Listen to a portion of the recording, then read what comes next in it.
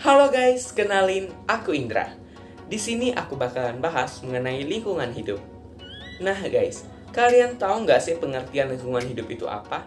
Pengelolaan lingkungan hidup di Indonesia telah diatur dalam Undang-Undang Nomor 23 Tahun 1997.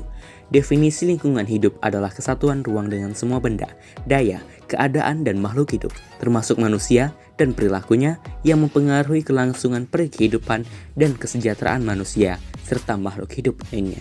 Nah guys, apakah hutan juga termasuk lingkungan hidup? Ya, tentu saja. Hutan merupakan salah satu contoh lingkungan hidup yang sangat penting bagi kehidupan, karena merupakan sumber kebutuhan primer di bumi ini. Hutan mempunyai banyak fungsi selain sebagai habitat tumbuhan dan hewan. Hutan berperan penting dalam proses siklus air di bumi dengan menyerap dan menyimpan melalui akar-akar dari tumbuhan di hutan. Ternyata lingkungan hidup dan hutan juga bisa mengalami kerusakan loh. Ada dua faktor penyebab kerusakan lingkungan hidup, yakni faktor alami dan faktor buatan. Faktor alami bisa disebabkan oleh bencana alam seperti tanah longsor, gempa, banjir, tsunami, angin puting beliung, dan lain-lain. Sedangkan faktor buatan bisa disebabkan oleh kejahilan tangan manusia itu sendiri. Biasanya hutan mengalami kerusakan yang biasa kita sebut dengan karhutla atau kebakaran hutan dan lahan. Karhutla juga disebabkan oleh dua faktor, yakni faktor alam seperti cuaca yang ekstrim dan juga faktor buatan seperti pembalakan liar, illegal logging, dan pembuangan puntung rokok sembarangan oleh manusia.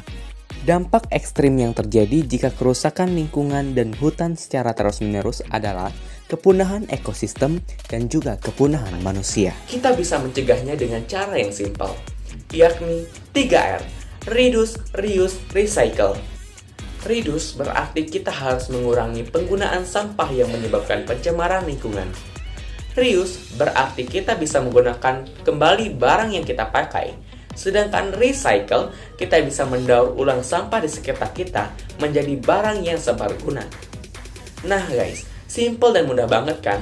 Cara milenial ini patut kita contoh di rumah kita. Untuk melestarikan hutan, kita perlu melakukan reboisasi atau penanaman hutan kembali dengan cara menanam pohon baru di hutan gundul, melakukan sistem tebang pilih, dan tentunya menjadikan hutan sebagai cagar alam.